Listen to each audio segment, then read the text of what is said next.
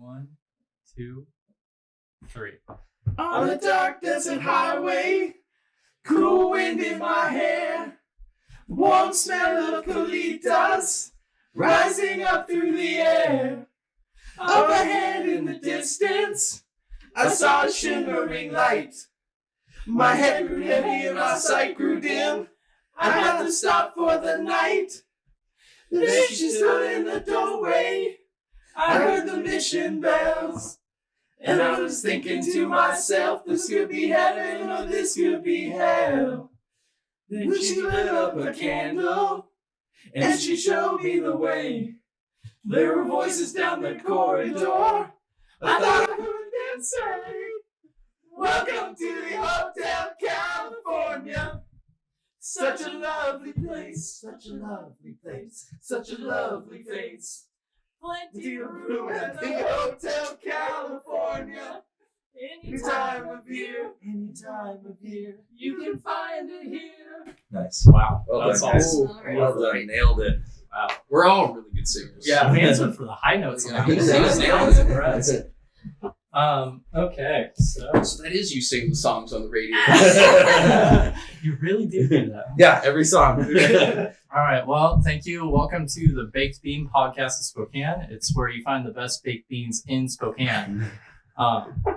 Kenzie, would you like to introduce the Baked Bean Podcast of Spokane?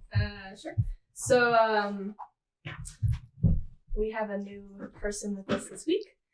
Jake, you want to introduce yourself? We should probably all introduce ourselves. I am Jake. Yeah. How old are you? I'm 22. What do you do? I'm an electrical engineer at a utility. At a utility in Spokane. Where did you graduate from? I graduated from WSU with a degree in electrical engineering. Nice. How long have you been doing it for?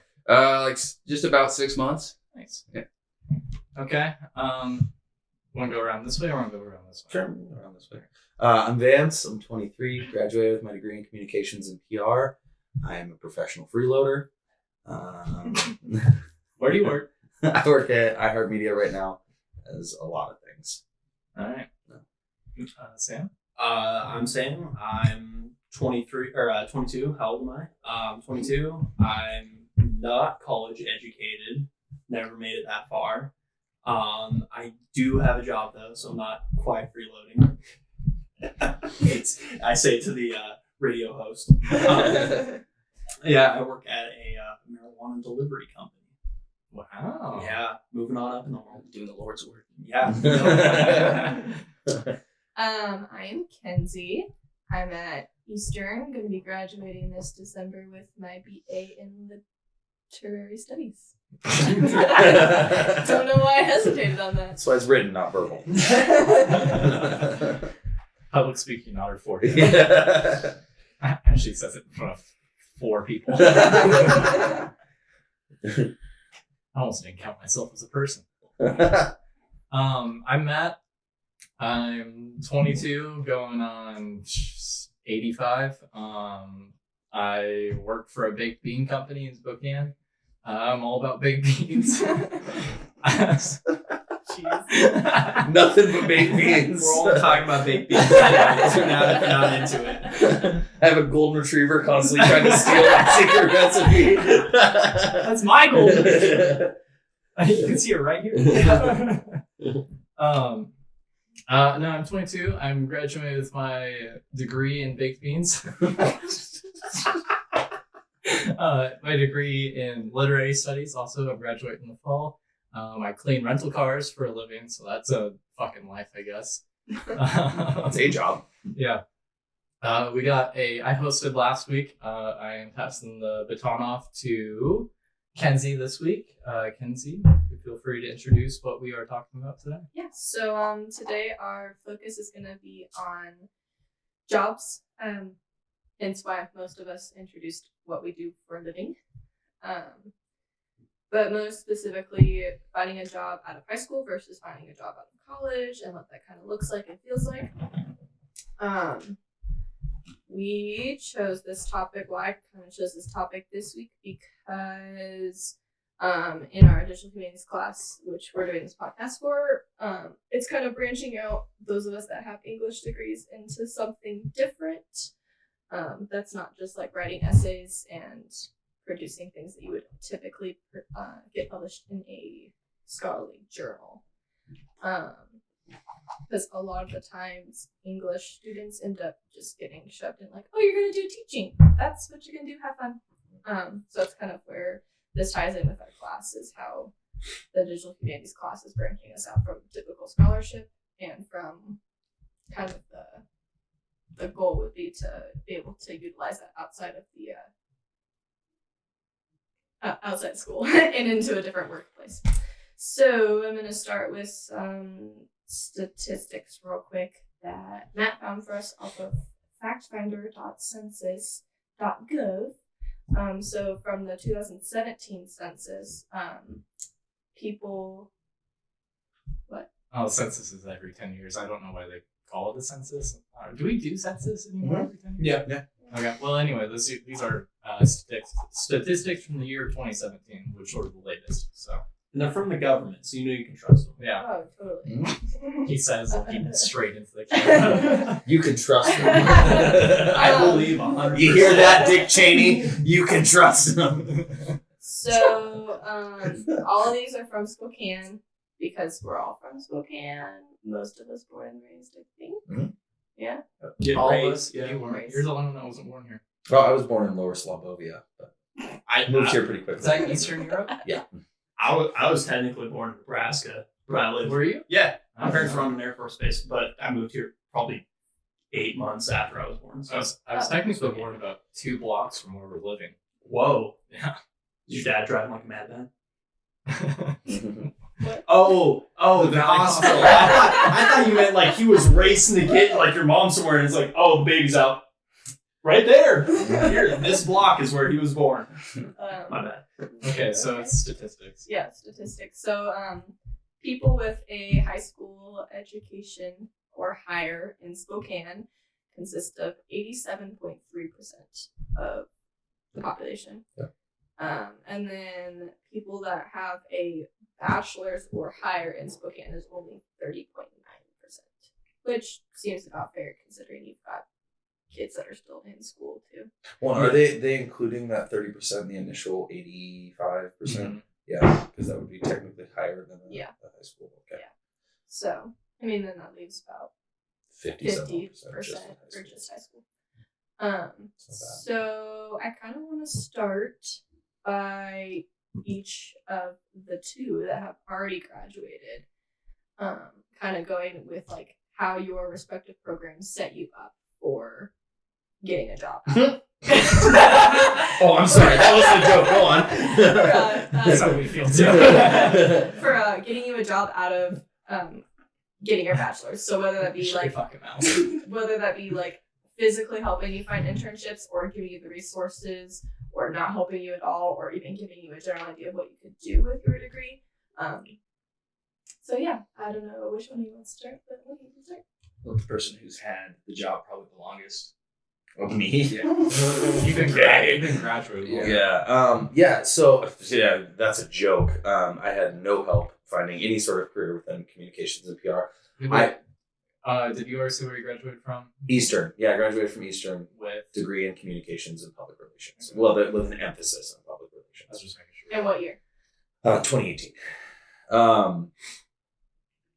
No, so I will concede that, I had a professor in the last year that I was at Eastern that really kind of helped me realize like what you could do with PR and like how it could be actually a cool degree. Because at some point I just decided like my degree was just going to be a piece of paper that I was able to put on my resume. I wasn't really going to use it for whatever I was going to do.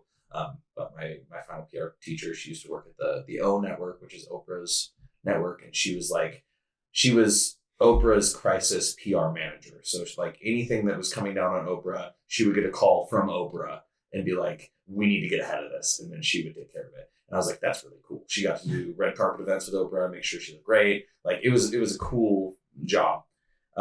So I did get that. But as far as like how to get your foot in the door with that, where to go in Spokane with a degree like that, like it was nothing. They were just like, you got your degree. Go figure it out. Yeah. And I was just like, okay. And so yeah, I wouldn't even really consider what I do now using my degree. I mean, sure, I use some writing stuff for my blogs, and technically speaking, I'm communicating on a regular basis, but I don't think that was something that was taught to me in my degree. It's kind of just You weren't taught how to be charming. You were just born charming. Yeah, exactly. Yeah, I was born this great. Yeah, so no, they didn't help at all.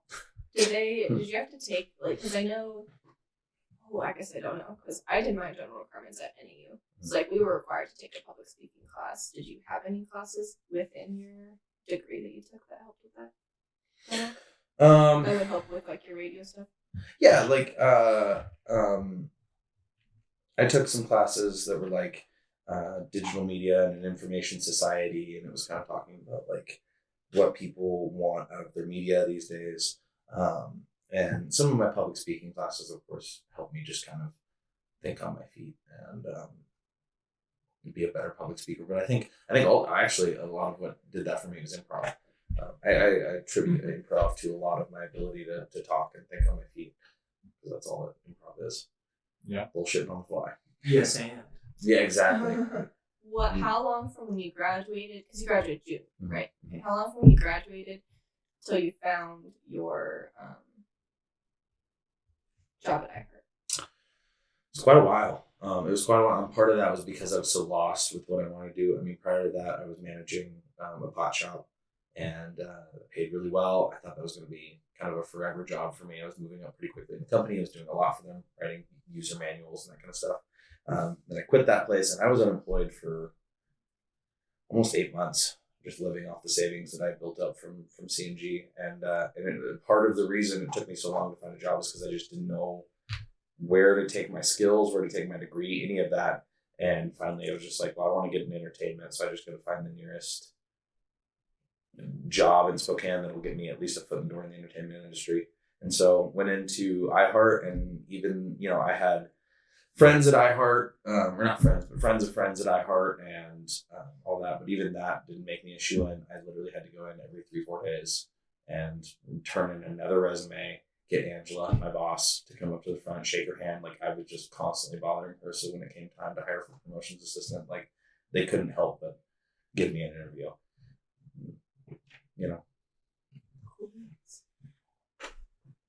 That's what happened. But Right. you know. So, electrical engineering is a little different. It's a STEM program. So STEM just inherently is trying to get you prepared for a job that's like needed in the real world. Like, so engineers are kind of lacking. Jake, I love you so much for what you say. No, I mean, but like, I'm just saying, like, for jobs that are like lacking people in them. So we have a deficit of engineers in the country, positions in science stuff. That's not a shot at, like, other jobs exist that just aren't science. My generation is a lot more focused on liberal arts. Right. So it's like, okay, we need to get, and like, I always, when I was younger, they always were trying to say science guys, science is the way to get in. So I was pretty into STEM right in high school. I started with the engineering program at West Valley when I was a freshman and just stuck with it because the teacher was cool for the most part. But then I got to college and went, wow, probably should do this. And right off the bat, after they try to weed you out, because they don't want anyone to be an engineer and they want everyone to be an engineer, which is ridiculous. I mean, that makes sense. They're just trying to, because a lot of the times people think like a science job sounds it sounds really like glamorous, like it's fun, like I'm in a lab coat and doing this, and people don't want to put the work in, so they really try to like get you out. So they really try to prepare us. I mean, all of our classes were geared towards, I mean, even the theory classes are geared towards, you're going to use this every day. But I will say, kind of similar to Vance, they don't really tell you like how to get internships and stuff though. They're just like, here are the skills. You kind of need to know how to do a resume and stuff on your own. And then you take classes, like the English classes are really helpful with that. So they teach you like, here's how you write an actual like decent resume that isn't trash. And that, I applied for a lot of internships my junior year and didn't get any, which is heartbreaking. But just like, oh, I'm not good enough for anything. Jesus. But real world did you dirty. Real world did me dirty. So I went into my senior year without any internships, which is kind of difficult when you're trying to, at the end of. Anyway, It's kind of difficult at the end of college to be like, because most companies are expecting you to have at least a year of experience, and that counts as toward like his internship stuff. But I took they have you do senior design where you work with real companies to design like a product for them. So I worked with Avista, and I designed a generator control simulator for them. And so that was really kind of like eye-opening. I'm like, oh, this is what I'd be doing every day. I like this. And then I took a class my last winter semester in 2019, that was called Protective Relay Labs. And that really is like, here's how to work in a utility was probably what the class should be called. And I took and they had another class that's just like, here's how to exist in the engineering world. And those really like helped me start applying for job stuff. And I got a job offer in March while I was still in school at the utility I'm working at now. And so that club, it was because of that class I was taking that was like, here's how you work in a utility, because I knew the language, I knew basically all I needed to do. But I did power track, so I can't really say for some of the other tracks like microprocessor design and RF stuff, what classes they have that are geared towards that. Like, here's what you're going to be doing as someone who designs antennas. I have a question for you. Yeah.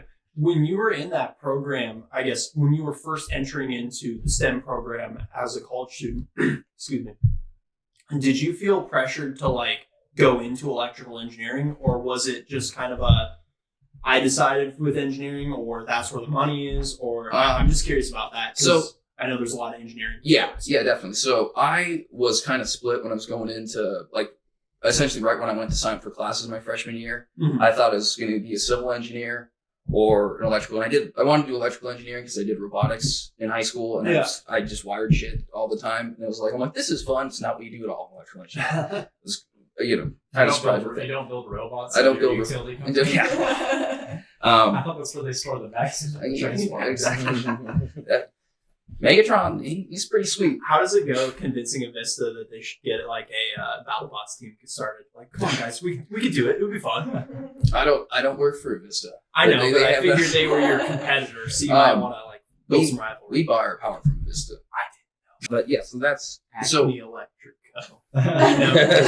Voice him. So I just chose electrical engineering because I was like, I knew it, and civil. I'm glad I didn't. I took a couple civil classes because they make you take like classes outside your major. Yeah. And for engineering major, and I took statics, and it was the most boring class in the world. Dog is snoring.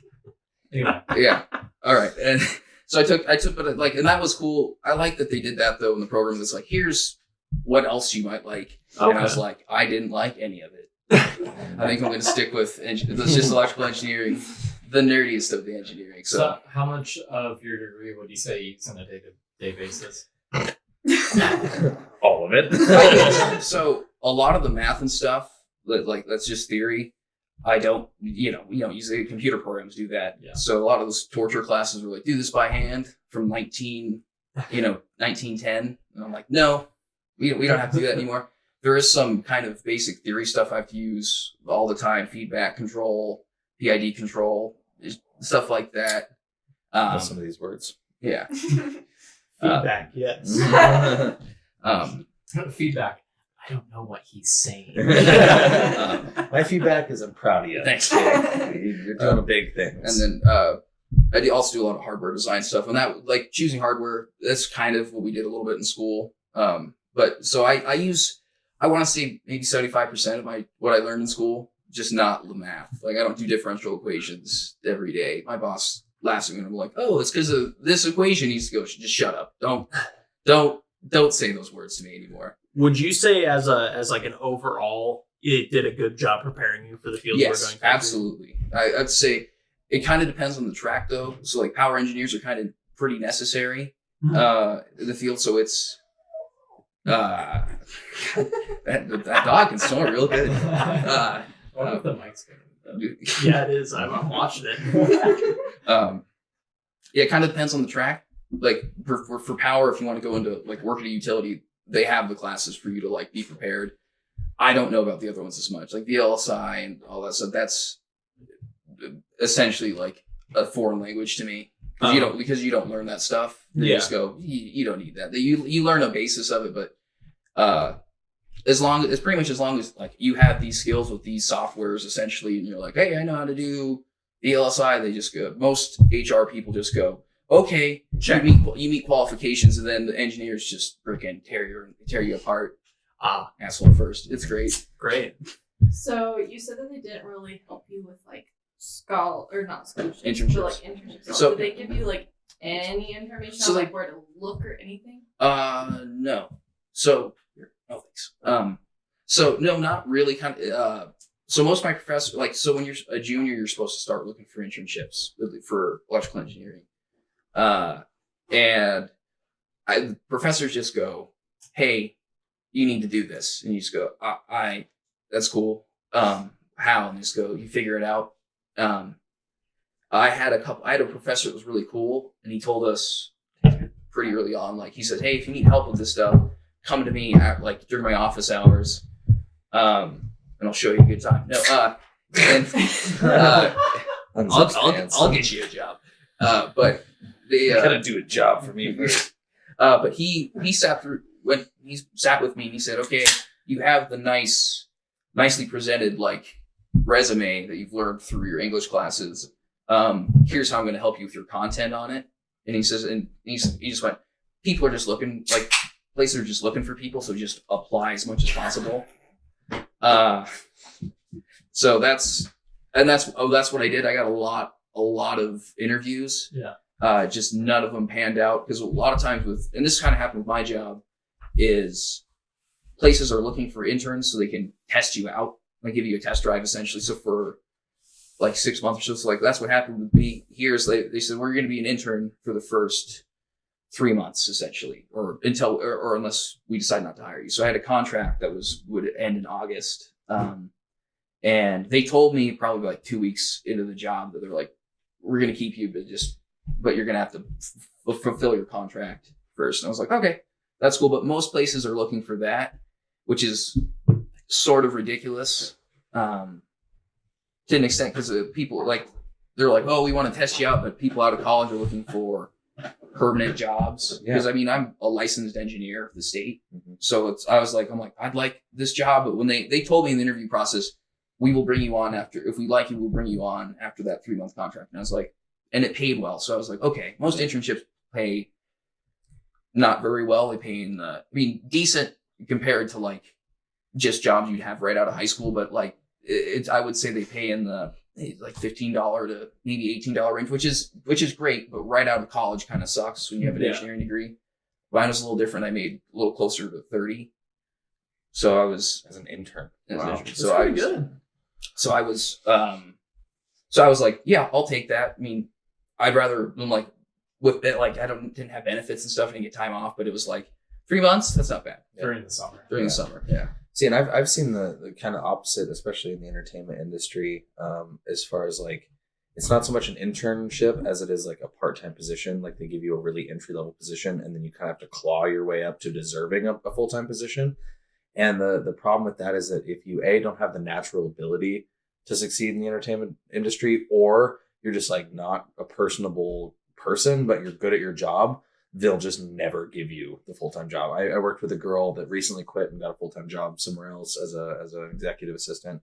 And she was at iHeart for 5 years as a part-time employee, part-time minimum wage. They never increased her wage. They never did any of that. Jesus. And my boss was like, yeah, that's pretty common. Like, unless you really jerk the right people off in this industry, like you're not going to get anywhere. They even bothered telling her like maybe this isn't your knack, like that you're not going to go for No, it. She just did it for 5 years, hoping she'd move up. Why would they? I mean, like it's cheap employment, and she was by all definitions good at her job. She just wasn't a pleasure to work with and isn't a personable kind of person, and so they just never moved her up, and they were just going to keep abusing that as long as they could. Yeah, I came on and got more promotions in 6 months than she got in 5 years. And that's really hard to go to your coworker every day. And she just looked at you like, why? And then of course it turned into a because you're a man thing. And it got rough, because it's like, how do you tell somebody like, no, people just don't like you. Like you're not fun to work with. And that's a big part of the entertainment industry, is like, You have to have that like niche of Mhm. being A charismatic. person, and yeah, good at yeah, your people job. person, yeah.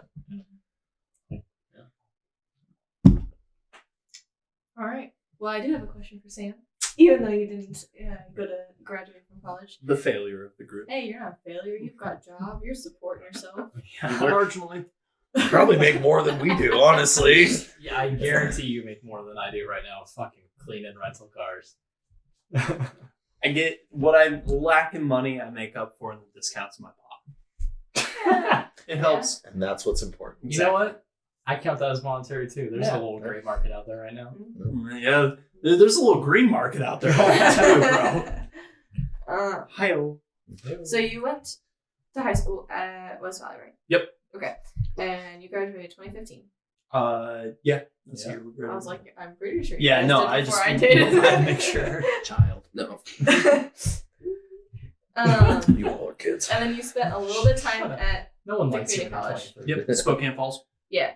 So in terms of like jobs and supporting yourself and living on your own and all that fun jazz, how was your experience like in high school to the falls to now? So I will start this out by saying I was a little bit lucky just with the family I was born into. They were obviously weren't the kind of people that would just give you money hand out, but we weren't we weren't poor or no. So You growing up, were somewhere in the middle class. yeah, exactly. There's nothing to be ashamed Middle of. to upper middle class. Yeah. So growing up, it was always told to me like you should get a job, but it was never a necessity for me. So going through high school, I guess that you would say I did like your average summer jobs. I mowed lawns for people, things like that. As I went through high school, I kind of didn't go the same track as a lot of other people. I was really, really set on joining the military out of high school. And so I, probably for my detriment, didn't pay much attention to our college prep classes. I screwed off through them and I skipped them most of the time and went to McDonald's. Like a fun dude. I remember you and Dylan having like a chicken McNugget eating contest. I won. What's your favorite dipping sauce for McNugget? That's Plain. Plain? Yeah. You don't know dipping? No dipping. I don't know what I it's. feel you, Sam. Yeah, there's something about it. It doesn't feel right. Yeah. 5 cheeseburgers, 20 McNuggets, 2 large fries, 2 large Cokes. Champ right here. All like that was one sitting. Yeah, me and Dylan Mullaney just went head to head. To be fair, he did beat me about a week later though when he said, "Hey, let's chug a bottle of maple syrup together." Oh. And Dylan still holds the crown after that He because I still couldn't. doesn't like syrup though. No, I don't either. The smell of it makes me nauseous. Dylan was like, I've seen Super Troopers 100 times. Mm-hmm. Yeah, I remember him saying those exact words. It's like Super Troopers, bro. It wasn't. I remember so many of us skip class becoming to McDonald's for you Yeah, guys. I was gonna say there were, I think, like 20 people there because it was like all of Ashley's friends, you, Cameron, Pinkerton, Kratzer. Yeah, there's a bunch of Huge. people. Yeah. Anyway, continue with the questions. But so I screwed off through a lot of my high school and didn't pay attention to college. And unfortunately, when it came time for me to graduate, no matter how many times I applied for the military, shot me down every time. So I was in a really weird position where I didn't necessarily have a job to go to, nor a college to go back on. So unwisely or wisely as it is, I decided to do both kind of at once. And I tried doing college and working at the same time. And while I was in college, I held a job at a concrete yard as well as a burger joint. The concrete yard, I was much, much worse at. Shouldn't hire an 18-year-old to drive a forklift. Bad idea. But as I went through my college years and working, I found that I could balance them all right. But my problem was I had no interest in college. Outside of the very like niche subjects I was into, film and film history, and I actually really liked the photography class there. But outside of those things, I couldn't bring myself to go to college. It was just too boring of an experience, and it felt too much like high school. No, why didn't you continue pursuing those paths, or why didn't that become something that you wanted to pursue post college? I really did, and to a certain extent, I still do. One day, I really do hope to go back to college and at the very least finish out my AA, because I think that would be the better thing for me to do. Mm-hmm. But it was just, I had so much love for my film and my history and my photography classes, but I just had such dread for my English and math classes.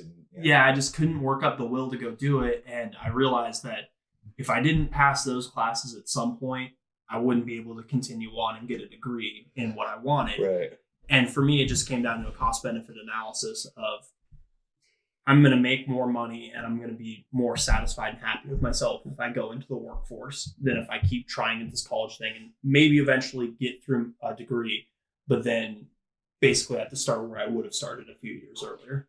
So do you think, and I'm sorry, this is kind of a small aside here, do you think that it'd be beneficial if secondary education acted more like a trade school than it did like a high school that you pay for? I really do. And I guess not to the counter of Jake's point where English classes really helped him and such, and obviously math too.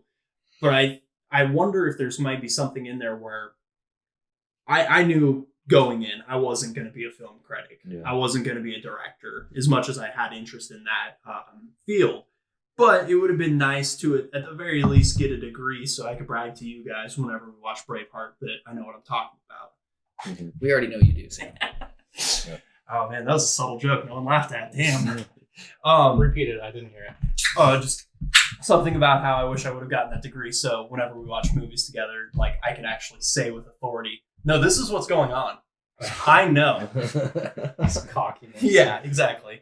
But I really think that maybe for a major not as ambiguous as film, sorry film students out there, but for something a little bit more concrete, there might be something to having a different way to go through college so that maybe if English or math or science isn't your forte, you can still get that degree but not get that. But I also get how that gets into a dangerous realm of like, I'm only going to take the classes I want to take. Yeah, that's kind of like my grievance with like Geckers and general requirements is that like some of them you can tailor to things that you want. Like if you go into college right away knowing what you want your degree to be, you can kind of tailor some of your general requirements for that degree. But like in some cases, like you have to take an English class, you know?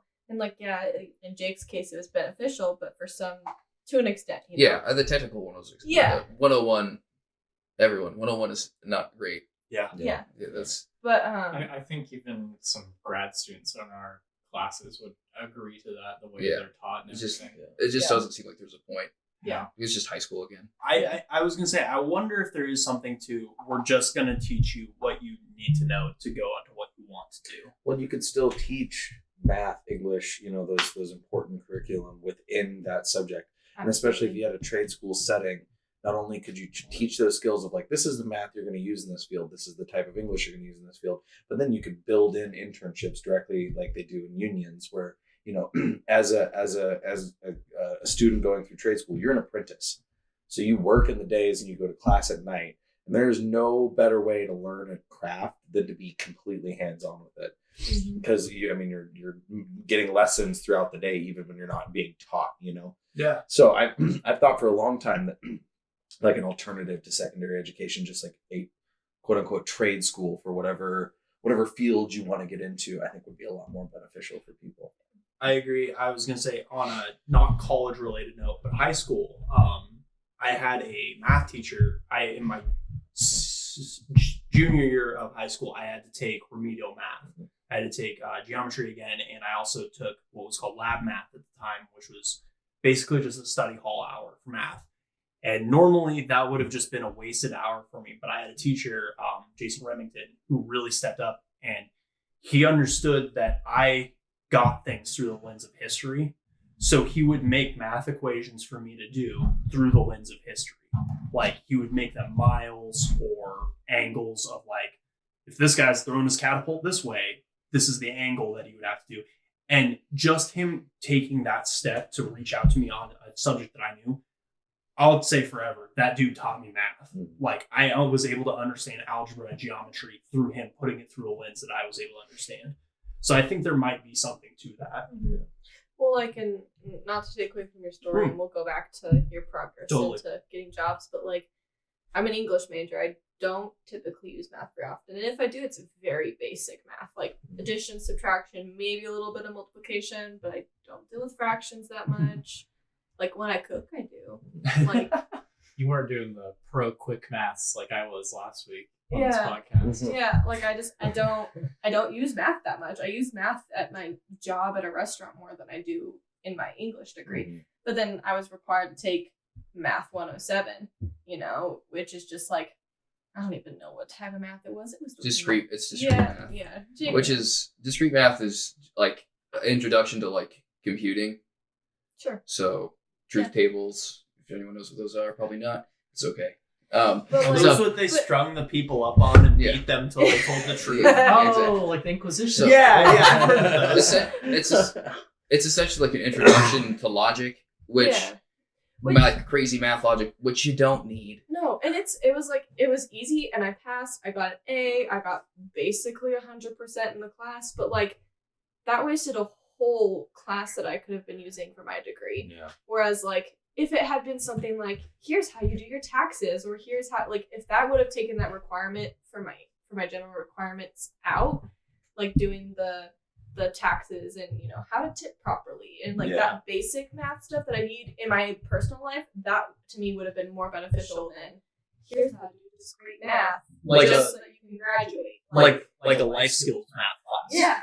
But the big counter argument I get there is I got into a pretty heated debate with one of my college professors about that because I just felt like the get-go was stupid and I was fed up.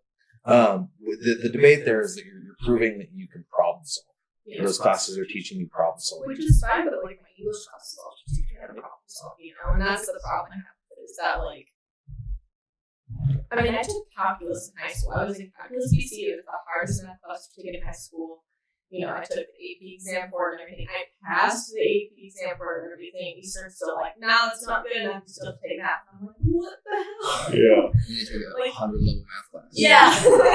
I'm like, I did freaking calculus for a whole year. BC, that's like Calc 2. Yeah, because AB is like Calc 1 and BC just took it like a tiny step further in like the high school environment. So it's just like, I don't know. Geometry is the shapes. I know that. But it's just like, Geometry. I had a really hard time. I took that math class as late as I possibly could. So I was like, it's taking up from all, like, I was going to get a minor in technical communications and I ended up not doing it because I had to take my math class and it interfered with my schedule too much. Where I was like, I can't fit in another TCOM class and a seminar and this other thing, graduate with an English degree because of, so it like sucked big time. My only thing with like the realistic math class is it's like things like doing your taxes and stuff is like basic math. Like is what it all comes down to. It's like, but I think maybe like when you're learning that more in high school, they can just go here's because you never use really algebra to do taxes. Like so, I wish they could just go, hey guys, like it sounds scary because it's a big official government document, or here's how you tip. It's just as like, here's how to add and subtract. Here's what these numbers mean, rather than like at college. It kind of depends. Like if you take a finance class, that should count more towards your math then, because that's realistic math. But like if there's like you're gonna take math 103 or whatever it is, like you're like, oh, I have to learn algebra again. Like I get that's like the purpose of that class, and they can add story problems, but story problems always like kill people. I was gonna say I've always thought that sort of math class should just be part of your civics. Yeah. Oh, Like, absolutely. It's like, okay, here's how you tax, or here's how taxes work, here's how you tip, things like that. Here's how you balance the checkbook. Basics, a year-long class. Yeah. Because learning about how the government works is fun and all, but then It really is, Jake. You should tell me more about it. No, I really enjoyed the civics class in college, but then not in college, in high school, and My only thing about it being here Did you shake all of the beers for you, Bob? No, I promise I didn't. Like with like having it in like your civics, like I took AP Gov in high school. My government and civics was like my civics was required. Like I don't know, it's a lot weirder when you add in like The higher level. the higher level classes and AP and stuff in high school. I do think it should be taught in high school rather than having to do it in college. But I think college, a lot of times, those like general departments are just like ground level. We're going to make sure everyone has a good starting point to continue on with their degrees. And I think that's sort of great for math. You know? Yeah. Oh, for sure. But like, because like, if we wanted to do anything, taxes, mortgage, tipping, anything really like that in high school, we would have had to take like the home ec class. Like It's it was crazy that's in that never, class. yeah, it was never an so option stupid. for me to take that because I did choir, I did photography, and I did AP classes. Doing too much. I mean, I wanted to die in high school. I took home ec. I didn't learn any of that shit. Yeah.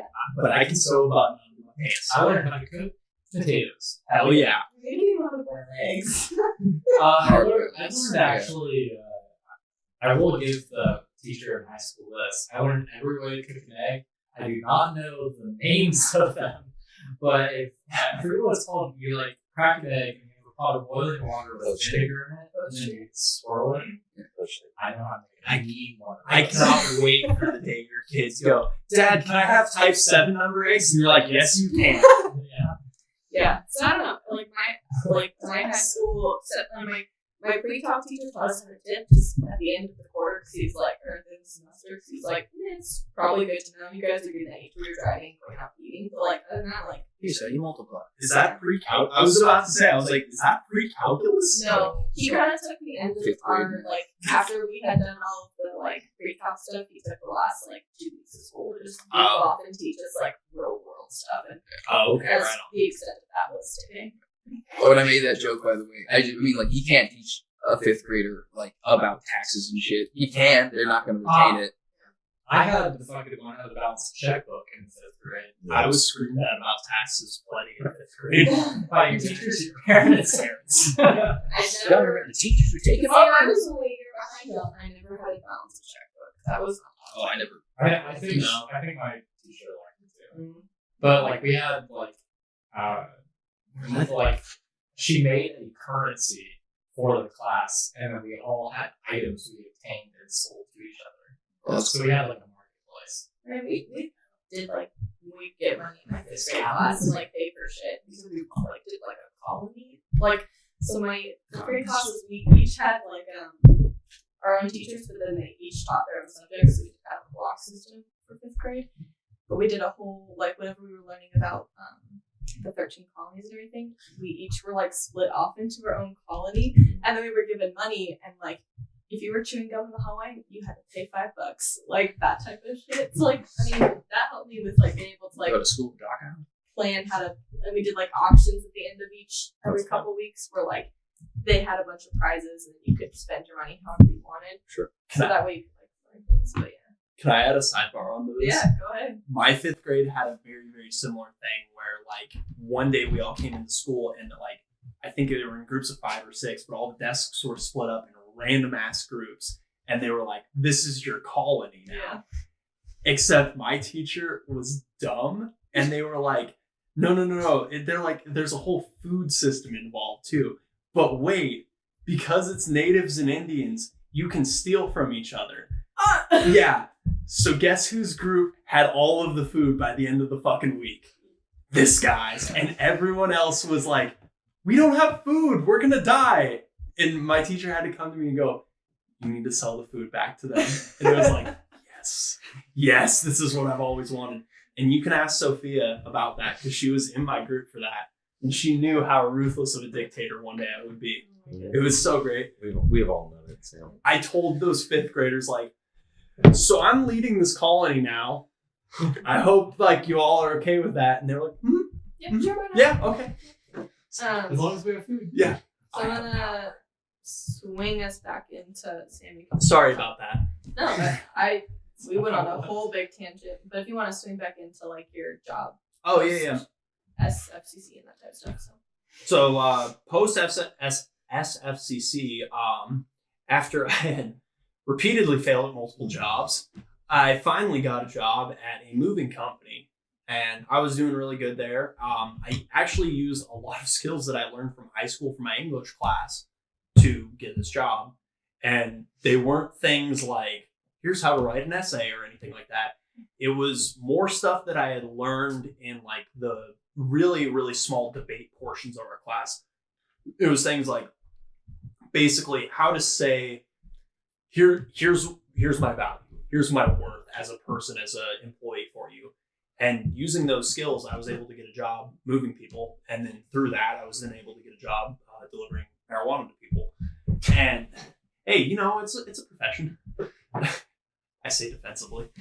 I'm not I laugh because it sounds ridiculous because it became legalized like 4 years ago. I like, it's an actual job. It's needed. You're making damn good money. Like, I laugh because to me it's just a ludicrous sounding job. I'm a drug mule. Yeah. Legally. Yeah. Well, like, on a like subtract, like it's that one step until we get like Uber Eats for weed. when they offered to give me the job, I asked, they were like, did you do any research? And I was like, oh no, I just applied for a courier position. They're like, oh, we deliver pot. And I was like, are you Uber Eats for pot? Because that would be fucking cool. I would love doing that. I had a friend tweet about it. She's like, so I'm home and I'm in my pajamas, but I need some weed. When are we going to get Uber Eats for weed?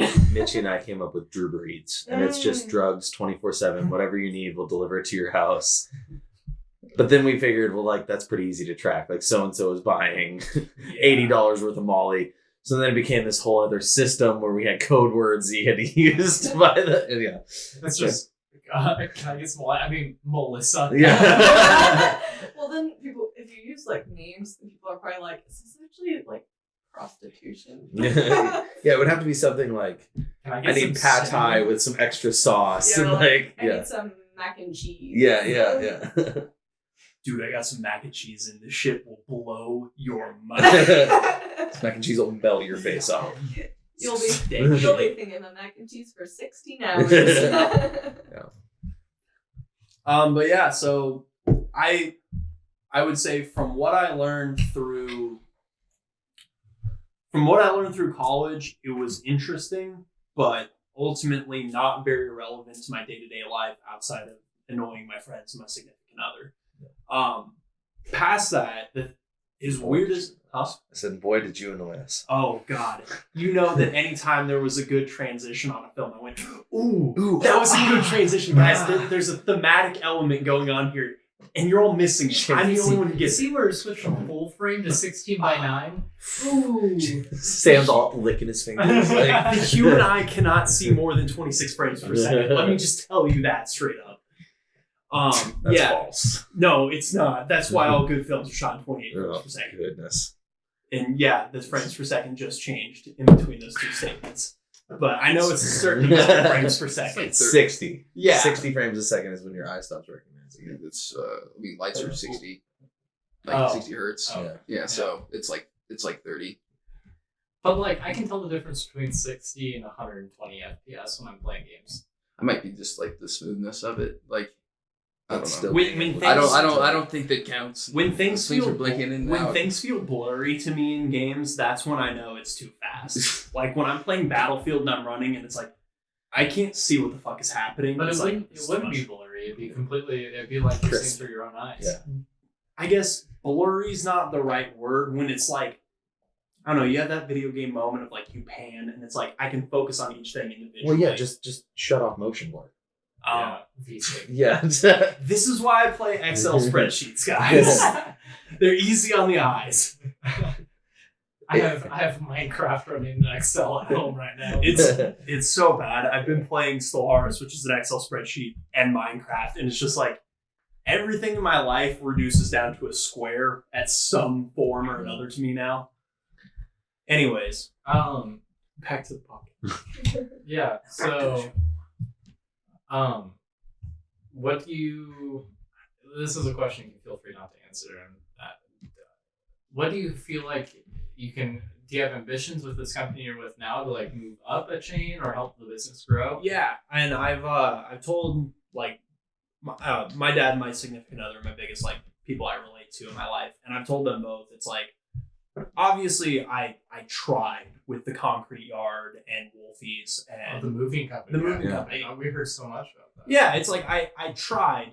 I would say I put in 85 to 90% effort. Yeah. It's like, I'm not going to go above and beyond because this is just a job to me. But with this job, I'm not saying this because my boss might be listening, but I really, if you are, please keep me on. I really did try, and I really have tried with this job because it's like, I like this industry. Obviously, I like smoking pot, whatever. But it's like I find the industry very interesting. There's a lot more depth to it. I thought it was just going to be stoners going around being like, this shit's great. And there's a lot of science and a lot of effort and a lot of money riding on this shit. And it feels good at times when it's like, I'm the reason that not only did a farm get paid, but the dispensary got paid, my company got paid, and then on top of that, some guy gets to go home with some really good bud. Yeah. It's like that feels really good for me, and it's a nice industry. This is the biggest thing to happen to our economy since the removal of prohibition. Yeah. And so it's nice for our generation, especially because we can get in the ground level of a really huge industry. I like too that I've met one crappy person in my entire time working there, and the dude didn't work for any of the farms or dispensaries. He was a sketchy dude trying to break into my car. Past that, every person I've dealt with, the worst thing they've said to me is, I'm going to have to reject this because it's something wrong with it. And it's like, oh, okay, whatever. Are you trying to tell me that pot smokers are cool? Yeah, you wouldn't believe Blasphemy. it. You wouldn't believe Blasphemy. it, but most of them are just like, hey man, it's good to see you. And they're nice people. And I've seen Reefer Madness, Sam. I know what it's about. I've seen people go crazy. Faster, louder. I will say that some of the nicest people that I experience in the restaurant are the people that are stoned out of their minds coming in for something. They get the nicest tips too because they do not remember. Yeah. They're like, does $20 sound good for a tip? Yeah. It's like I ordered queso. It was like $8. I have these bills in my wallet. Here, take them. Take some. Yeah. I wouldn't say tipping's always consistent, but definitely in terms of just niceness in general, there are some of the nicest people. It's because they're paranoid that they're high, so they're being extra nice. Well, they're like, we need to move. I had a couple one time ask me if they could move to a different table so that no one could smell them. Because they genuinely felt bad about the fact that they smelled like weed. And so they were like, is there a table in the corner that we could go? It was when I was hosting that we could go to. Stoners, man. I was like, hell yeah. I had a dude the other day at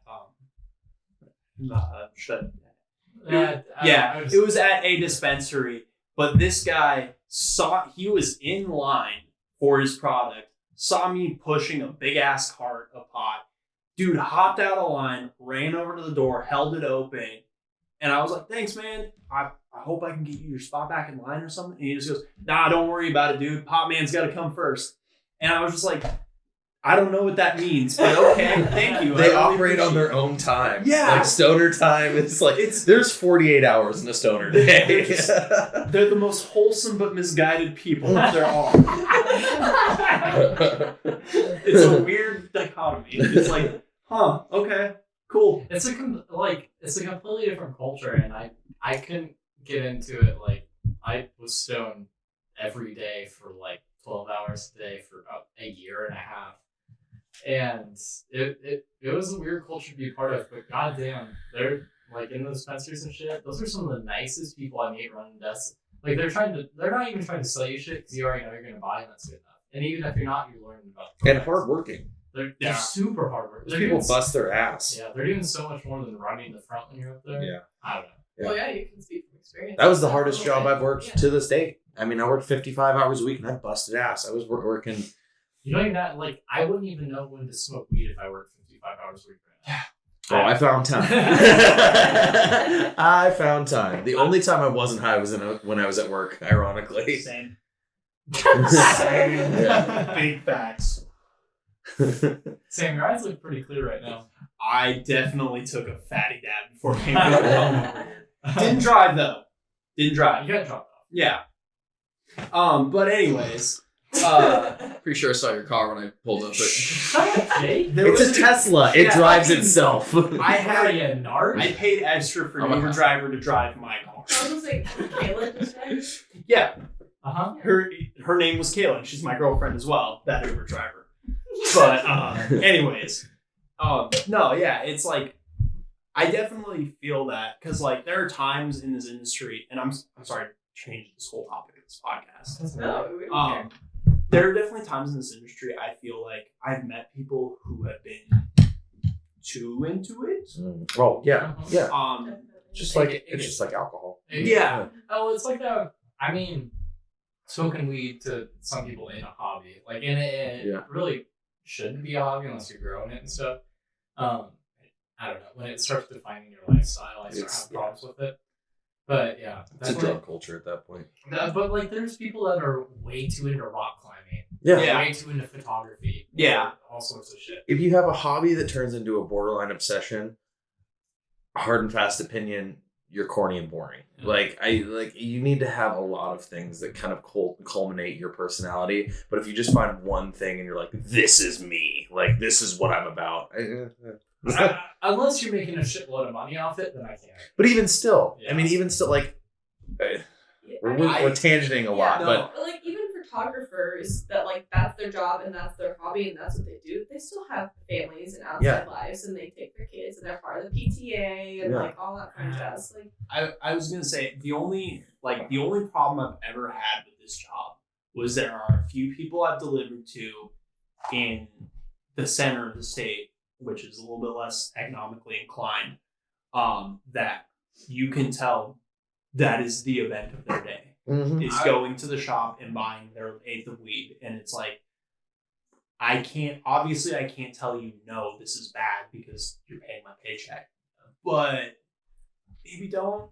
I don't know. But it's like that. I would rather have them doing that than getting drunk every day and murdering their liver and everything. So. Yeah. And I get that. I'm gonna steer us out of this Totally, conversation. that's totally fine. Just because we're at 58 minutes and I know the camera's gonna die now. What?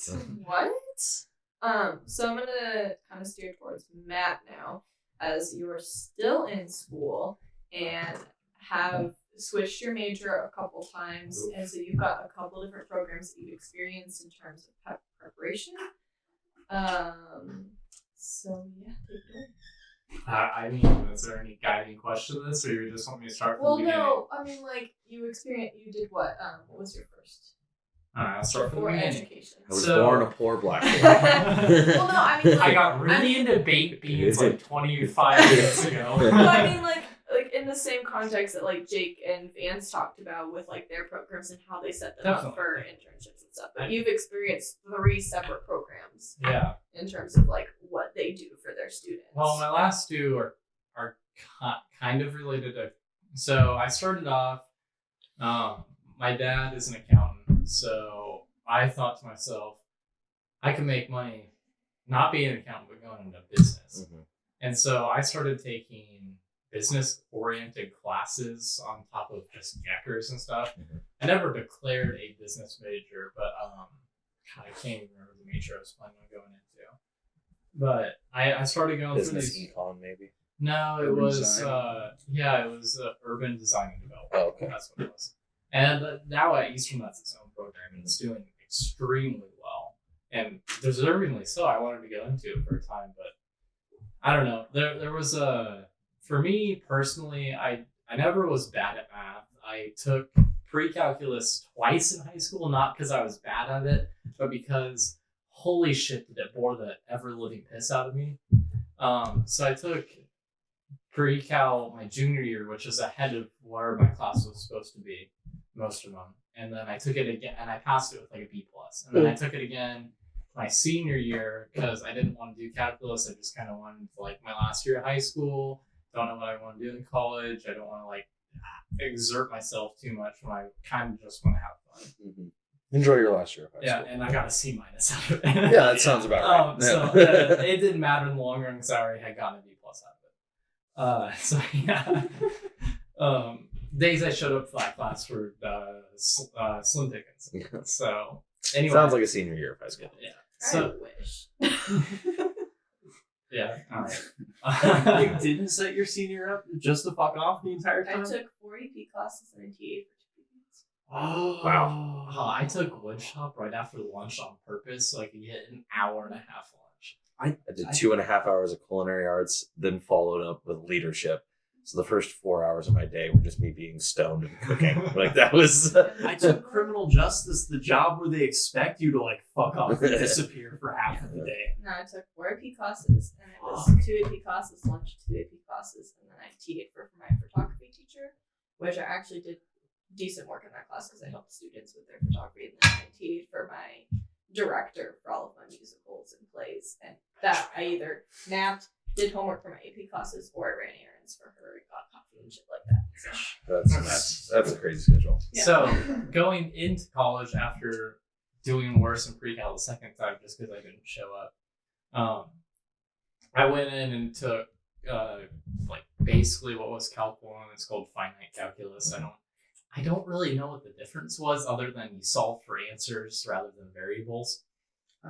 I was Don't gonna look at say me, Jake. Sam. I'm not Jake's- gonna. Jake I don't was need to giving- answer every math I was gonna question. say Jake was giving me a look like I know the difference. I just looked at him. I literally looked over, and Sam just was like, "Jake knows." Yeah, Jake knows the difference. He'll tell us.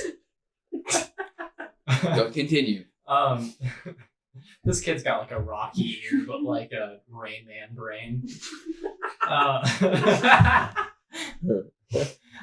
damn, touching a sore spot. Yeah. But bullied so much. you got that from wrestling. He's a black belt. He can kick back. Fingers crossed, the hockey will give him CTE, and then we can all be on the same playing field. Okay, so second quarter, so winter quarter, my freshman year, I took calculus, and I was like, yeah, I mean, I got a decent grade out of it. I got like a 3.7, I think. I think that's like a high B. That's an A. Yeah, is it an A? 3.7's an I A. didn't get an A. I got like a high B. Yeah.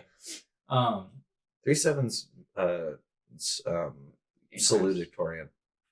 Oh. Yeah, I got a 3.72, and I got a pretty high grade out of it. And then I started taking business classes. I mentioned last week I took microeconomics twice, failed it the first time. 8 a.m. class with a professor that liked to start off the lecture by talking 30 minutes about her home life and complaining about her goddamn husband who worked at Yolks out in, or not Yolks. Yeah, we have Yolks out in Cheney, don't we? Or we have Safeway. We have Safeway, we have Harvest Foods. What's right next to the Ace Hardware?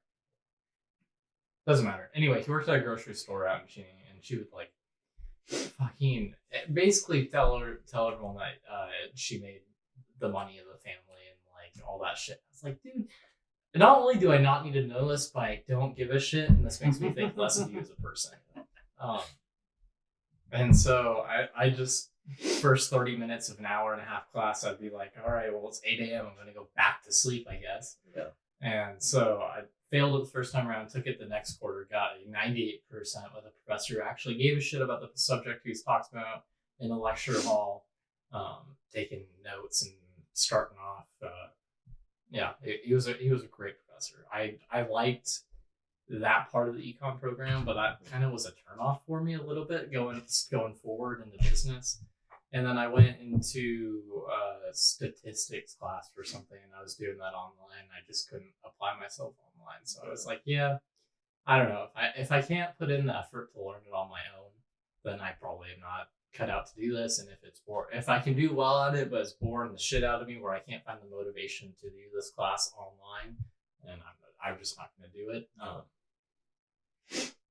So I went and I was like, well, okay, so that didn't work out for me. I was like, I'm not going to go into business. I'm not really interested in it. I don't know what I would do with it. I don't feel like I am using enough creativity that I want to use in a workplace. I want to be able to have a little bit of myself and not be like, I don't know. No shame to it, but I don't really want to be like what's essentially a robot doing just writing shit.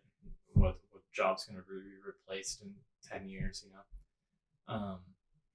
So then I went into the education department and I started taking English classes, and I did that for a bit. I really liked my English classes. I really liked all my English professors. And then I took two or three ed classes, and I met with my advisor, and Dr. Beth is a great advisor, great professor. We took her for our capstone, great class. I think I just took it at the wrong time. I didn't really like that the education degree was going to add a year on to when I was planning on graduating. I was getting sick of where I was at. I was getting sick of driving out to campus every day. I'm obviously frustrated with the labor I'm doing now, because it feels temporary, and there's nothing more excruciating than sitting through something you know is eventually going to end. Yeah. That really isn't. Yeah. It's propelling you in any direction. No, and like I show up and I do my job, and the customer service part I get really good feedback on, and the part I do cleaning and shit is extremely average. Yeah. Which is fine with me, because I'm not gonna put on my resume, boy, he did great work cleaning cars. That made him a great employee. I clean cars good, boss. Yeah. Me do good at cars. Yeah, and when I do 45 of them a day, and it takes me I don't know. So where I'm at now is it feels like I'm in a waiting zone. Mm-hmm. It feels like you're in the lobby of the DMV of just like, okay, you're waiting to get your name called to get your degree in your job. So I don't know. So that kind of, I was like, a year extra, fine, whatever. I guess it's only a year. I started taking it, and it was in the middle of the program changing over. And I remember going in and meeting with my advisor, and she was like, well, you can do option A of what our old program is, just because of the time you're joining this program. You can do option A of how our old program was run, and here's how it's kind of laid out. She handed me a very well organized schedule of like when you're going to take classes, when you're going to do all this shit. And then she handed me option B, which is what they were switching over to, which split up the classes quarter by quarter. And so there'd be one quarter where all you were doing was classes for education and English. And then the next quarter would be strictly student teaching. So you wouldn't have to drive out to Cheney right after student teaching every day, because they do student teaching with like Meade and stuff. So you wouldn't have to come all the way from Meade High School, which takes 30 minutes, 45 minutes to get to the freeway, and then have to go all the way there and then go all the way up to Cheney, which is going to take you over an hour. Yeah. Which is so weird, because I still hear students that are like, oh no, like I'm student teaching here, and I'm still having to take classes that same quarter. Yeah. I don't know. That's how it was going to be laid out for me. I'm sure. I think I tossed it when we moved. But yeah, I don't know. I liked the ed program up until the point where it was like, here is how standardized testing works. The intro to ed class was not learning how to teach kids at all, or like any of this stuff. It's learning the politics of schools. And I was like, this is cool, but no one goes into an education program to want to learn about the politics of schools. That's more of like an introduction to like a grad program, I guess. I don't know. Or maybe even like You're trying to get into administration. Yeah. Well, like the politics of schools depends on the school sometimes Yeah, too. absolutely. My brother teaches he student taught for Meade, went to Eastern, got his degree there, and now he's teaching. So Meade, his class size was normal for here, which was like 30 students or so. Now his high school students, down where he's living now, is like 12 maybe at the biggest. That's a completely different ecosystem. Holy shit. Yeah. 12? Yeah. So his one of his classes, I think it's gonna be graduating in year 2, has 3 kids in it. Like it's a small town. Like It's a farming community. your class size Yeah. is the size of a typical classroom for Spokane high schools. I don't That's know. insane. It didn't, like, you go through these English programs before you go through the ed program, and it's like it's teaching you how to critical think. So you're learning how to critical think and how to analyze all these texts and how to do all this stuff. And then you enter the ed department, and it's not focused towards what you specifically are going to be teaching. Here's just how the schooling system works. And I was like, so I'm not really going to be able to utilize what I want to utilize and have the like form of just even a little bit of creativity in my classroom. I'm going to be teaching it's not so like a lesson plan that has been laid out for me, even though I have to design my own lesson plan as a like project. So I don't know. It was like, why, or like, what's the point of any of this if I create a lesson plan, but then I'm not going to be able to creatively teach my lesson plan. Right, you can't implement that because they're focused on the standardized testing. Yeah. You need to hit the main points. And even being able to like push the boundaries of a curriculum and of what the school or the district wants you to teach is hard to do. Like, you have to be tenured in. Yeah. Like, you have to be able to like okay, I have this job security, because like I had a teacher in high school that throughout the whole curriculum we read one of the books that was required to read for our sophomore year. We did none of the writing assignments. All of our writing assignments were like, here's a like semi-prompt, but it's pretty like open to like whether or not you want it to be creative or scholarly or whatnot. Like, we did not read the Shakespeare play we were supposed to. We read a different Shakespeare play that he wanted us to read. Like, we did spelling tests and vocabulary tests, and like we learned grammar, which honestly was more beneficial than what the other sophomores were learning, because like I know the difference between affect and effect, whereas like I can not say the same about any other.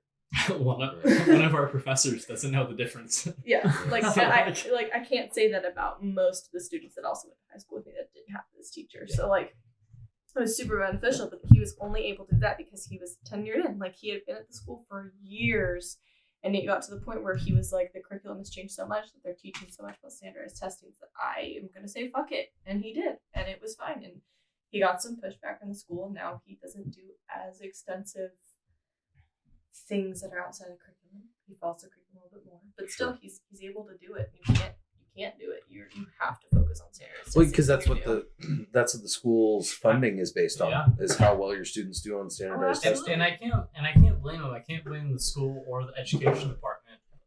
Actually, I can't blame the schools for wanting to do that, because I don't know. Like, that's how you get your funding. You can't fight that. No. You need to make money to live.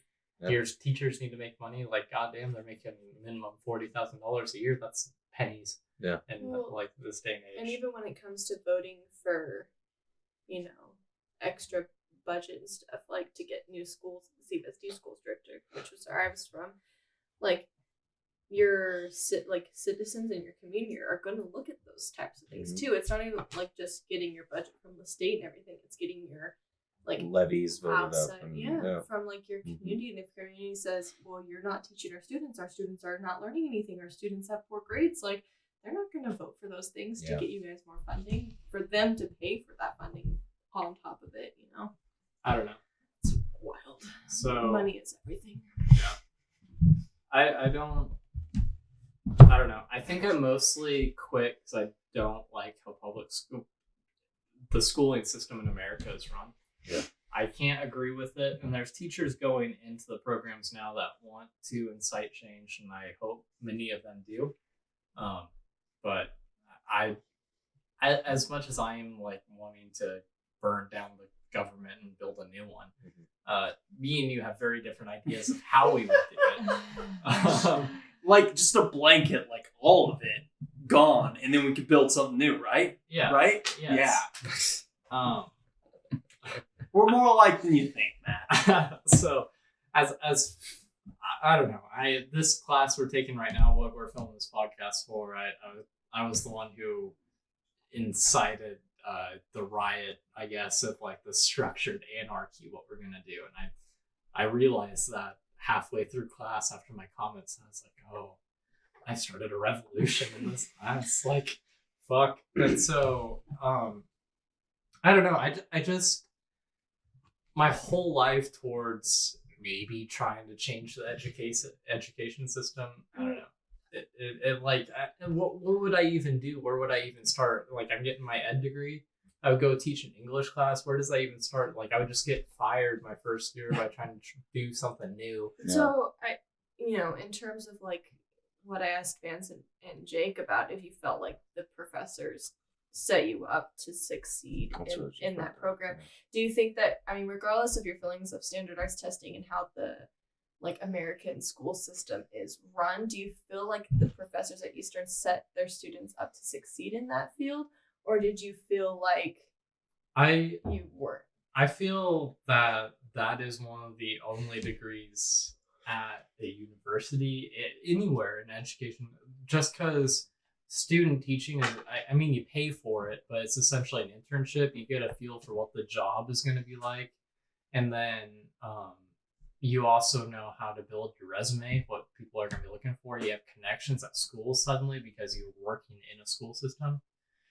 Student teaching, I don't know. That's the best part of the education system, is getting you out in the field and jobs that you're going to be doing. Yeah, because I mean, frankly, there's a few departments that give you that experience, and a lot of these jobs are like, we want a college degree from somebody who's 22 with 6 years of experience in this field, and like, well, most this isn't anything towards the college's fault or anything, but most places now, there's a couple of grad students I'm doing a project with in class that are just like, yeah, I mean, I'm doing my master's right now in this grad class because, you know, you can't get an education job without having a master's because they're so like slim pickings right now for the teaching jobs. Well, they hire in district a lot of the time too, which is really hard. Spokane's really guilty of hiring in district. it's very clicky. Yeah, definitely. Super clicky. So I don't know, but like in terms of setting you up for your career and your future and what's out there, well, you're going into education probably to teach.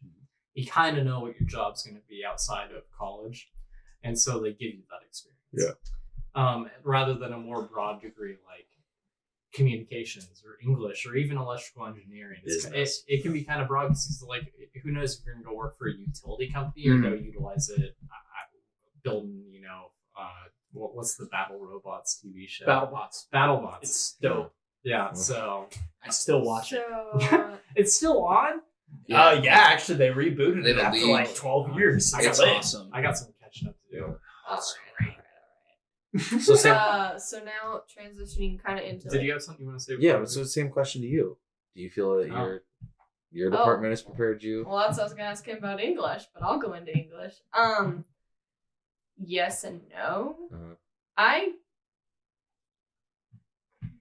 I chose English because I was forced to pick a degree if I wanted to continue taking these classes, because it got to the point where I had enough credits to where my advisor was like, yo, you have to pick a degree. And I was like, I've only been here a quarter because I transferred and it bumped me up 2 quarters. And so suddenly I was a junior when I thought I was a sophomore. And I was like, and he was like, all right, I can waive the hold for you for 1 quarter. But then after that, you've got to pick. You've got to decide if you're going to apply for the social work program or if you're going to go into something else entirely different. And guess when I met At that moment. This is when the love story begins. Matt was actually your advisor.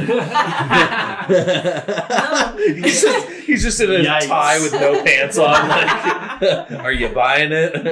So, I mean, I was put in a really hard position, and I had taken a couple, I had taken 2 English lit classes and 2 TCOM classes at that point. And I kind of came down to the decision where I was like, you know, I really like TCOM, TCOM is wonderful because even after 1 class, I knew what I could do with that degree. I knew what I could go into. I knew how it was applicable. I knew where I could transfer it into doing something different. Like if I wanted to do TCOM, I could still go into social work and use TCOM in social work, you know, because social work was my original program that I had wanted to go into. But there was something about, you know, and I had one professor, 1 quarter in English that just like, I really bonded with what they were saying and how they taught their class and everything. And it kind of came down to, I enjoyed the lit more than I did the TCOM. And so I joined lit studies, and I don't know, I didn't really feel in the classroom, I didn't feel like it was setting me up to go anywhere besides teaching. You know, a lot of your professors like, so, you know, who's all going into teaching? It was never like, who wants to go into this? Who wants to go to that? It's always teaching. You always got the question, so are you going to be a teacher? In your classroom and outside your classroom by like, you know, family members, friends, all that stuff, you know. Yeah. Teaching is like the thing associated with English, and even the professors at Eastern really feed into that. They're all like, oh, so, you know, when you're in the classroom and you're looking at early American literature, like, this is what you want to be thinking about, you know, or, you know, here's British literature, and here's how you can apply it to your classroom. Like, it was never outside of education. And that makes sense for a college like Eastern, which is really heavily focused on its education Right. department. But I definitely didn't feel like I was set up for any other career option. Can I put in a little bit of my narrative after the education department? Yeah. So after I was done with the English department, I dropped that and I officially declared as just a literary studies major. Say just that, but it's so hard. Yeah. The program I'm in, the work is extensive, and I'm consistently taking harder professors because they push me to challenge myself rather than trying to slide through. Yeah. But yeah, I think I was listening a little bit when I was away, and With your dick out. I was taking a piss. And so I didn't even flush because I don't want the black answer anyway. If it's yellow, let it know. You just left it for Kenzie. I'm not gonna flush because we're right here. 3, 2, 1. Anyway, so no, I don't know. I think she's talking about the same class we were in together. I had a professor that really inspired me to go into this program rather than go into education and continue that path. That like doing literary studies could get me somewhere. Like this, like smartest man I've ever met. I don't know, smart dude. I really like him. Super charismatic. Teaches his class really well. Teaches it hard, but is still liked by everyone. I don't know how you can do that. Yeah. Those Be a good people- professor. Kids like to be challenged if they're being challenged in a positive, beneficial environment. Like where the professor's like, you can do this. I'm just going to make you work for it. Yeah. And like there was a couple times where I showed that first class where I showed up and I hadn't done the reading because I was doing stuff for other classes and I wanted free time for myself. Free time to myself, and I was like, fuck, we're reading a whole goddamn novel in like 3 days. Yeah. There's no way. And so I showed up one day, and I remember this, and I think I'll always remember this, is we were all sitting in groups talking about the reading, and I was sitting there like rubbing my ear, being like, man, I messed up big time. And I was like, I have nothing to contribute to this conversation. And it was a 200 level class, and he called on me, and he goes, all right, will you, like, he asked me a question about pertaining to the book, and I had read the introduction. Which had nothing to do Yeah, with we weren't it even at supposed to. all. Come to find out, if I looked at the syllabus, we were supposed to skip the introduction and go right into the reading. And he called on me and asked me a question about some point in the reading. And I was like, and he's like, well, maybe you should have done the reading then. And like in like a goofy kind of voice, but also kind of being a dick. And everyone kind of laughed at it.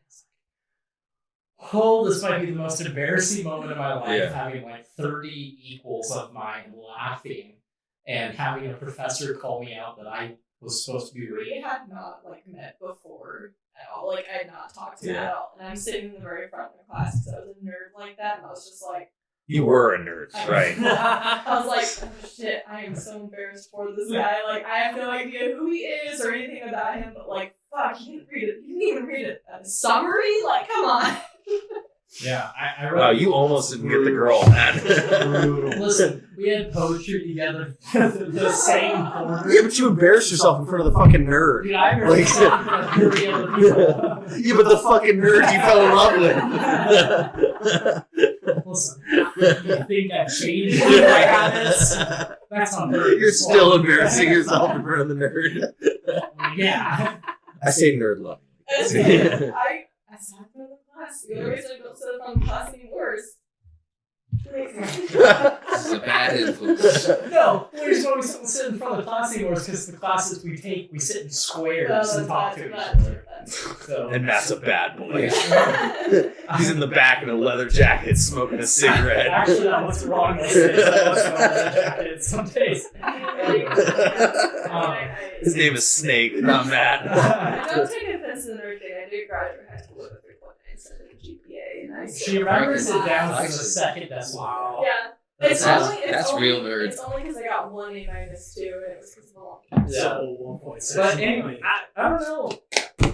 I don't know. Maybe it was the mask kiss to me that I was like that day in class. I was like, fuck, I really gotta just, I remember you taking that class. Yeah, Yeah. I gotta push myself into this because like I enjoyed every part of that class, and even the moment I got called out, I'm like, I fucking hate this guy. Like from this moment on, I hate this guy. We come to know I come to take all of his classes and like try to talk to him as much as I can, like a weirdo.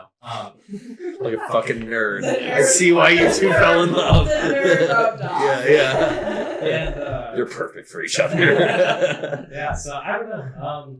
I'll buy you matching pen protectors for you. Yeah.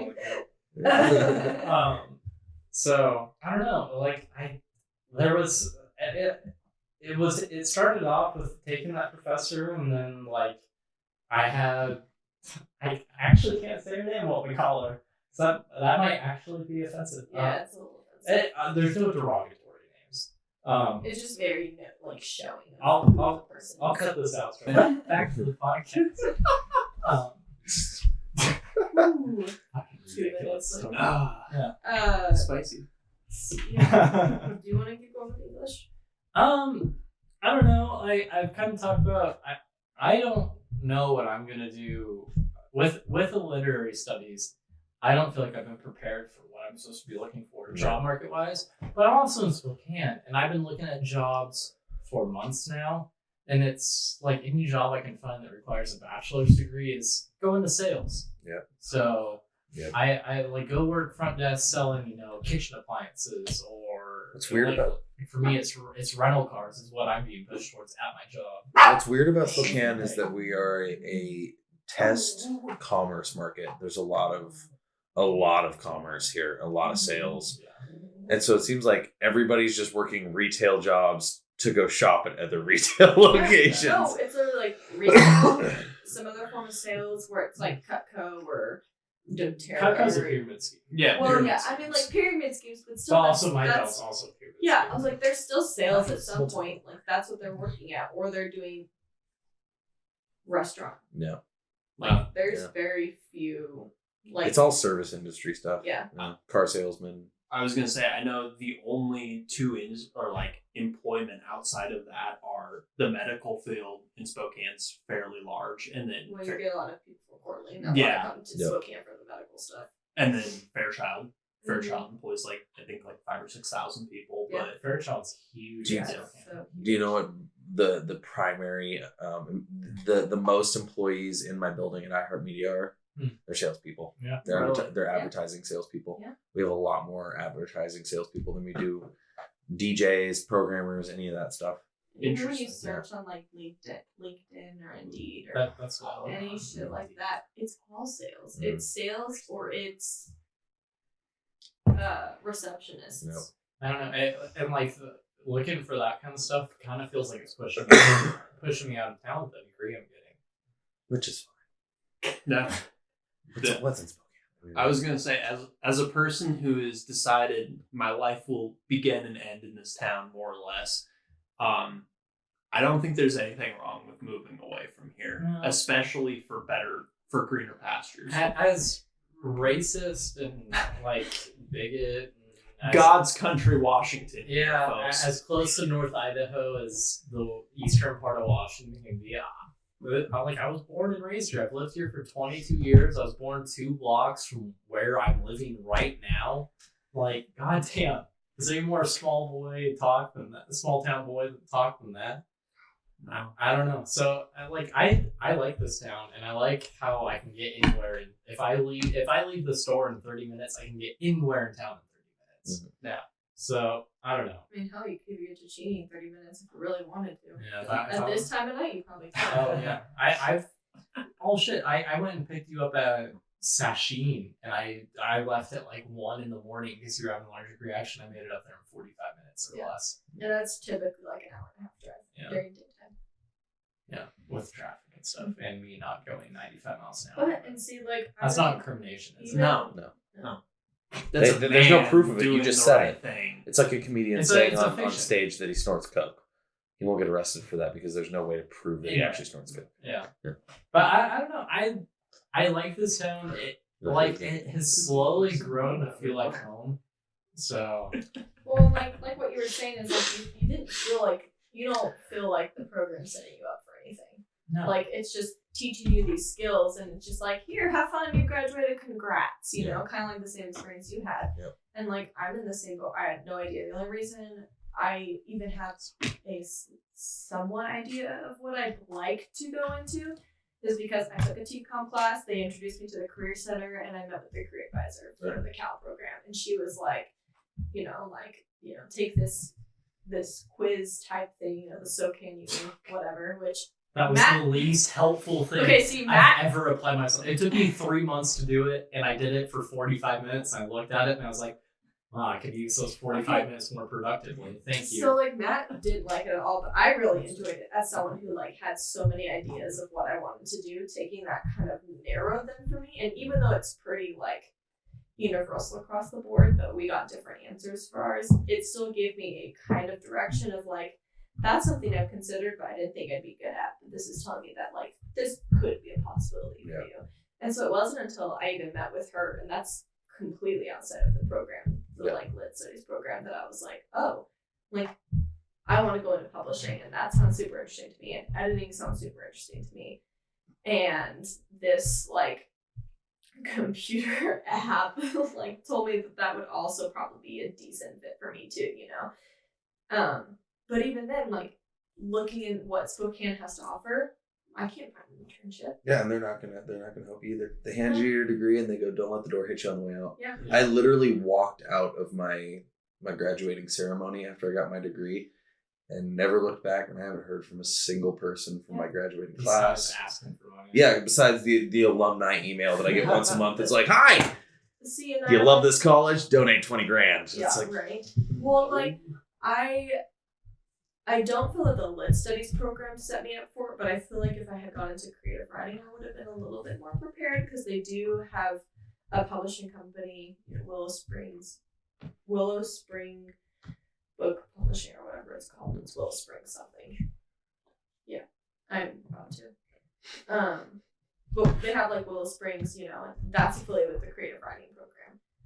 But like I didn't know about that affiliation, and that I could do an internship with them for credit until right before this quarter started, basically. And so I'm like, well, I'm kind of screwed. Like I'm not in the creative writing program. I don't have those connections. I'm in lit studies, but that's what I want to do, and that's the only publishing house in Spokane, really, And so it's just like, even in the English program, I think that even more so than some, it really sets you up to go into teaching. Like that's what they expect everyone to do. And I like that right now I'm being pushed out of my comfort zone from that a little bit, and trying to think outside of where English can take you. But I still I don't feel prepared to go out once I graduate. I feel pretty all right, well, I'm going to graduate and I can write a damn good paper, but what am I going to do with it? Yeah. I think ultimately all of us, even though we have very different stories and very different kind of experiences with our degree, I think ultimately it comes down to it's not what you know, it's who you know. Yeah. The only reason I got my job is because I had ends. The only reason you guys got into your fields is because people talk to you. It's all about who you know. The only reason why I have my minimum wage job is because I knew people. Mm-hmm. I'm really good friends with the owner of my job. Yep. And that's the only reason why I had the connections with the managers that I did to get my job, because I was unemployed for a while and couldn't find jack shit. Jake has a different story, but you also grew your way through it too. Yeah. Oh, for sure. It was one of those things. I will say I technically kind of did have an in, because we live in the service district. Like I grew up in the service territory. So I was like, yeah, I know this place already. So they were like, cool.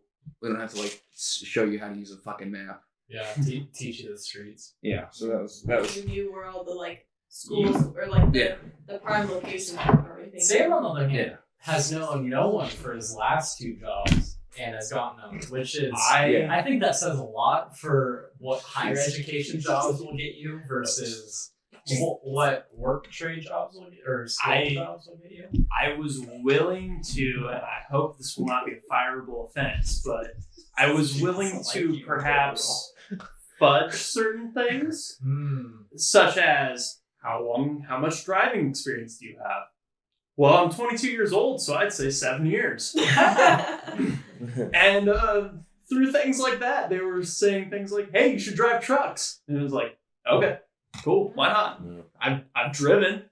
So For 7 whole years? yeah, 7 years. I've been operating a Corolla, large, heavy industry equipment. You got your Class C license, your Yep. Corolla I had to license. get certified, believe it or not, by the state of Washington. Do you actually have to get a CDL for this job, or? No, my last job, I could have if I wanted to drive the big trucks, but at my current job, I think our largest truck is a 10,000 pound, Oh, okay. and I think you need 25 for a CDL. 16. 16. Yeah, because there were a few times a 2 minute in a truck.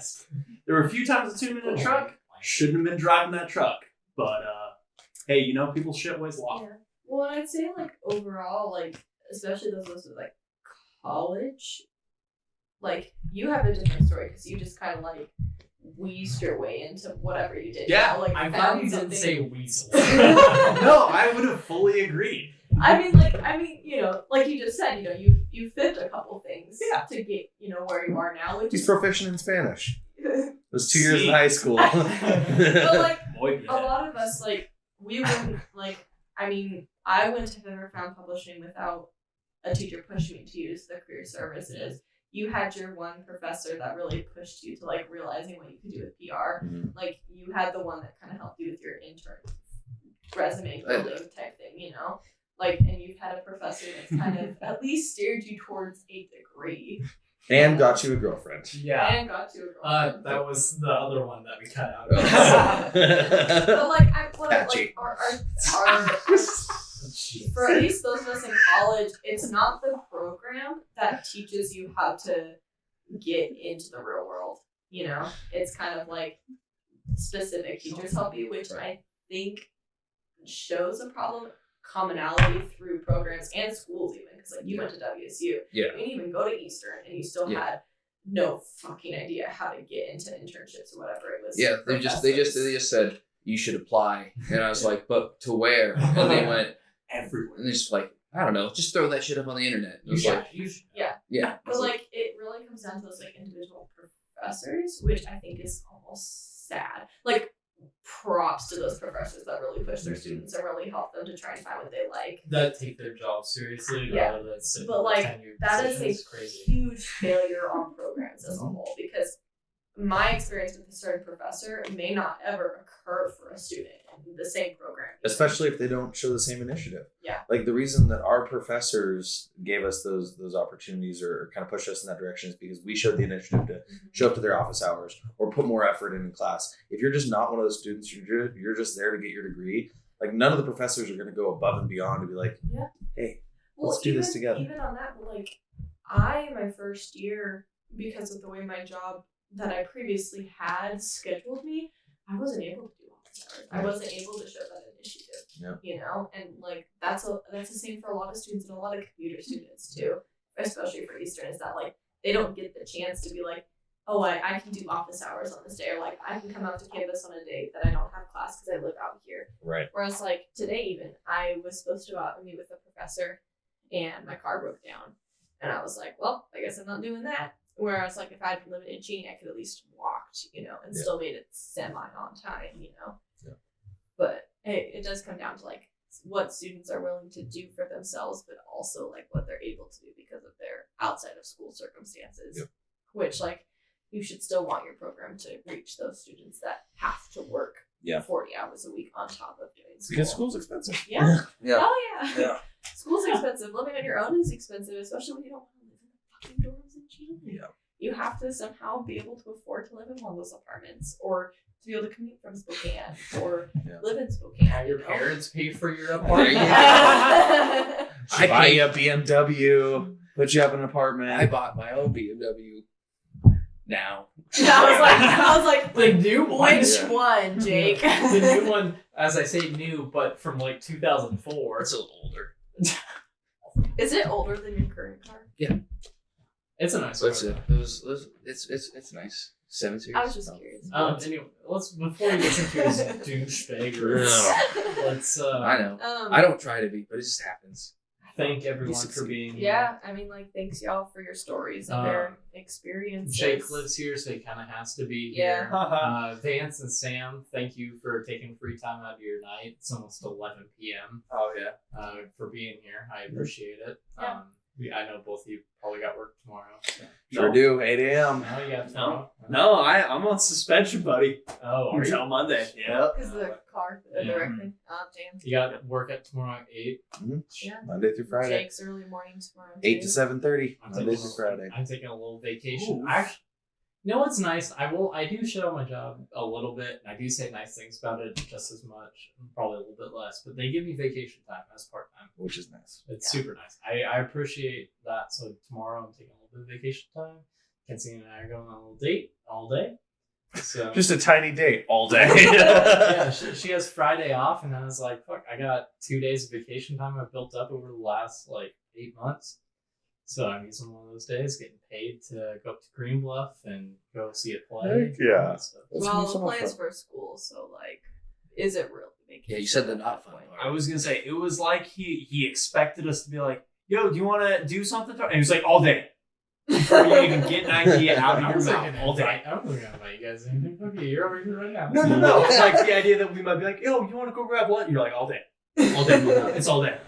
Too bad. I have a girlfriend now. Yeah. I don't have time to hang out with the bros. But yeah, we really appreciate y'all chatting with us and sharing your career, school, job lives. And I appreciate anyone who's made it through the whole Baked Bean podcast. This Yeah. podcast has been about baked beans. We're going to find the best baked beans in Spokane.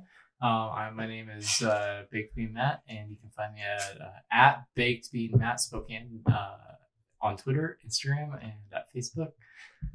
I appreciate it. And I expect you to go change all of your accounts now to that. It better happen. I was gonna say, so we're cutting everything in between the mentions of baked beans, right? It's gonna be about a 4-minute I podcast. mentioned baked beans at 48 at the beginning, 48 minutes in, and then just now. Yeah. But yes, I appreciate everyone showing up. I appreciate us having a discussion that is productive. I think you should say I appreciate us. I I appreciate do. me and Kenzie. These mics. You guys I are did welcome pay- for showing up. He didn't. We borrowed the. I didn't pay for the $1,200 camera that is with the lens sitting right there. I did pay for the Like this was $1,000 filmed. computer. No.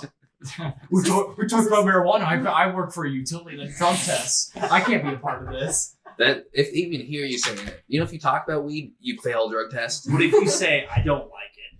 It's bad"? Kids, Just don't so you do know, weed. These guys are all heathens.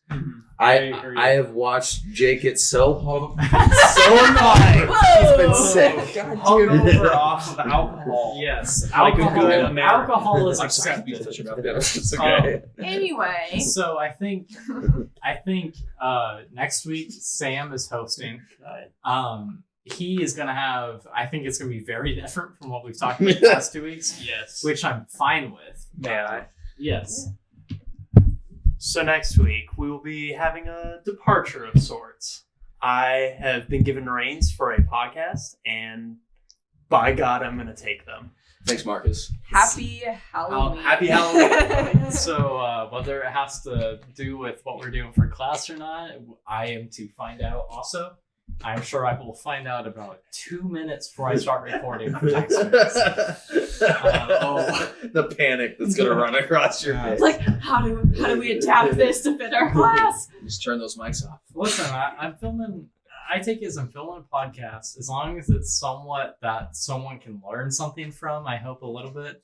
Then I count it as a plus. There will Anything be, about everything. Yeah. don't even kid yourself. There will be a lot learned next week. I really hope that I'm going to be Eyes- learning some like true horror. Oh, you'll be learning quite a bit. Eyes will be open. Halloween podcast coming to you next week. I appreciate everyone listening. I appreciate everyone being here. You three kind of have to be on my terms, but you two, Vance and Sam, appreciate you showing up. Yeah. Yeah, no problem, dude. Appreciate taking the free time out of your day to be here and bullshit with me in front of some microphones. And if you're watching this on YouTube in front of the camera, thank you. Signing off. More us coming your way right before I say goodbye and cut this officially. Thank you. Bye. iTunes 5 stars, please. We're on Spotify. We're not on Ooh. iTunes. Ooh. Sorry. Anchor FM, Spotify, and YouTube. Please give us a like, a follow, comments. Hit that MF subscribe button. Yeah.